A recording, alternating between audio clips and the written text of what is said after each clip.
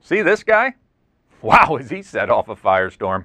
Turns out he did use PEDs after all, and despite denying his crime with 10 times the vigor as this guy, and nearly as much as this guy. I would bet my life that no illegal substance has entered my body, he said. Your life? Well, that's something you're probably going to have to take up with this guy. Here's what we know. Ryan Braun is a cheater, a liar, and a fraud. It pains me to say it because I really liked him as a player, really wanted to believe him. But he, like so many others, has tainted the game, sullied his reputation, and may prove to be the catalyst for truly harsh punishment against future violators of the sport's drug policy. You, the baseball fan, have every right to be disappointed, even angry. But here's what you can't do. You can't give Ryan Braun's 2011 MVP to this guy. And no matter how unfair you think it is, Diamondback fans, just because a juiced-up Braun and his Milwaukee Brewers knocked you out of the playoffs in 2011, you can't change that either. Revising history is not the answer. Even the King Kong of violators' records have to stay. This guy's as well. So the 2011 Milwaukee Brewers records must also stay. After all, D-backs fans, can you be entirely sure these guys weren't clean? 14 Diamondbacks were mentioned in the Mitchell report, linking them to steroid use between the years 2000 and 2002, including this guy.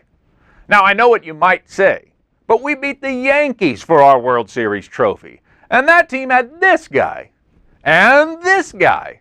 Why, they're dirtier than these guys. I understand. But the team you beat to get into the World Series were led by this guy, and this guy.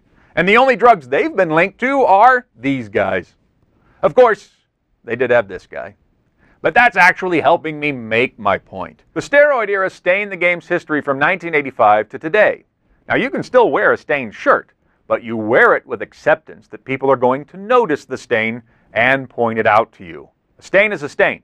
Doesn't matter if yours is a coffee stain on a brown shirt and the other guy's is a spaghetti stain on white pants.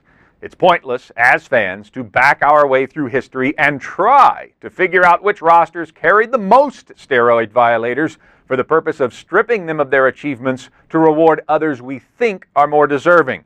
For starters, we don't even know all the violators. I mean, we're pretty sure about this guy, but we're only suspicious of this guy.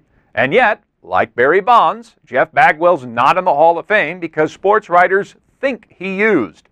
You strip Ryan Braun's 2011 MVP from him and give it to the second-place finisher, you're assuming this guy wasn't on PEDs.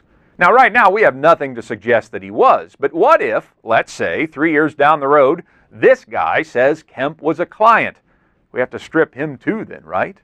No, that's a dangerous game to play. And the record books of baseball, once the lifeblood of the sport, are already damaged enough without rewriting passages based on speculation. If you're going to go back through history and strip the game of steroids, thus rewarding the clean, be prepared, Arizona.